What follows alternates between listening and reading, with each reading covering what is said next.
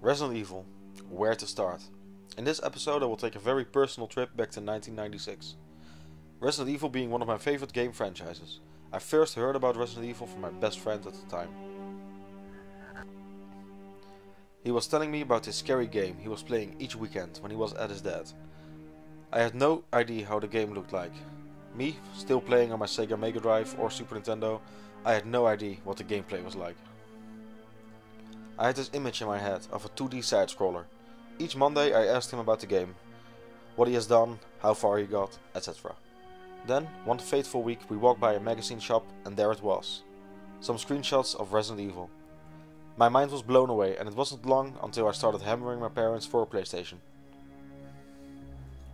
While looking at those screenshots I thought to myself, wow, this looks just like real life. Although, yeah, back then it was 1996, so you can't blame me. Plus I was 11, so fuck you. My parents said I had a choice between a PlayStation and a Nintendo 64. I really doubted for a while, however I solely went PlayStation just to play Resident Evil. I remember picking up a PlayStation and playing the demo disc that came with it. I played the living crap out of that. Then on the weekend I went to my grandfather and nagged him for Resident Evil. We went to my local game shop and there it was, Resident Evil. I saw the strategy guide and wanted to have it. Being I was 11, English wasn't my mother tongue and it looked damn cool and helpful. However, my grandfather told me that the game was enough. No strategy guide for me. I played the living crap out of it that weekend and then I got stuck a couple of times as well.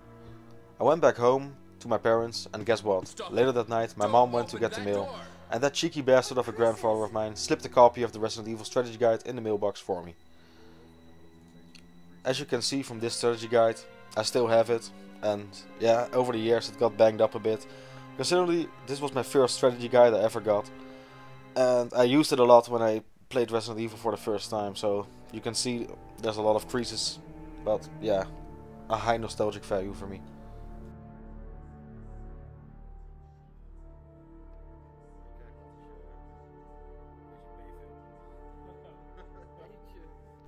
While playing Resident Evil for the first time, I still remember the first time I saw that zombie.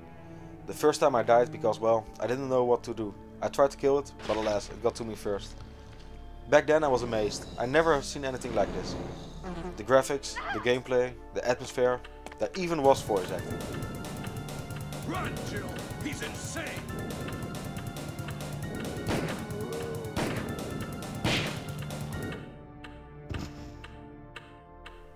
I understand people now laugh about the voice acting, although it's funny, because back then, all the people I played with, or even in the early days of the internet, no one made fun of the voice acting, because it was one of the few games that actually had 90% of the dialogue with real, clear, human voices. Although in retrospect, the voice acting is hilarious. I also never had a problem with the controls. In my opinion, the controls fit the gameplay perfectly. And all that nagging about the controls being hard so that the game would be hard is pure bullshit. The game is hard because of the camera angles, which in turn creates this control scheme, which in turn creates the great atmosphere Resident Evil brings forth. How else can you control the game with the camera angles? And how else can you create the movie-like scary atmosphere without those camera angles? Resident Evil needs no introduction. Jill, Barry, Chris and Wesker just spell awesome. I always prefer the Jill scenario, because of the lockpick and the bazooka of course. For this review I actually tried to do a speedrun with Jill, and no saves, and under 3 hours with a good ending. This is where I died. So close, yet so far away.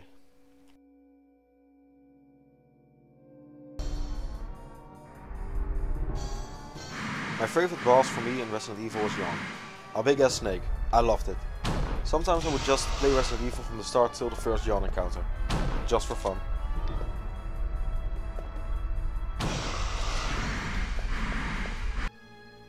The main hall, the first zombie, dogs crashing through the window, the puzzle with all the paintings, Yawn, the courthouse, the sharks, your first hunter, and the laboratory.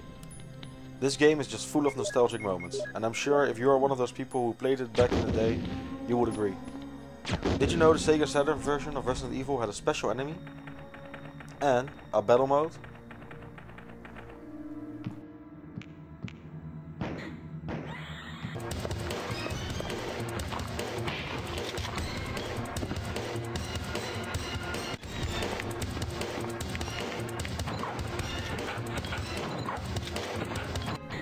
It's just a hunter with different skin and sound effect, although quite nifty nonetheless. When Resident Evil 2 got delayed, Capcom released Resident Evil Director's Cut, with a few twists. First and most important, Forrest wouldn't just let you take his bazooka. Oh no. After you grabbed his bazooka, he would rise from the dead and chase you.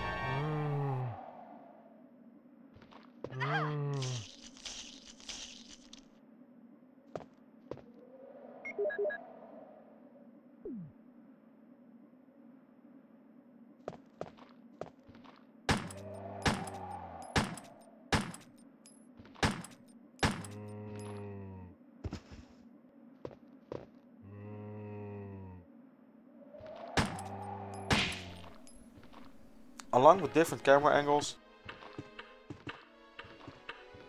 difficulty settings, and costumes to keep Resident Evil fans busy until Resident Evil 2. And guess which game I will be doing next time? That's right, Resident Evil 2. Please like, comment and subscribe to stay up to date. And don't forget to like the Surviving the Horror Facebook page. Thank you for watching my Resident Evil retrospective. Up next is Resident Evil 2. See you next time.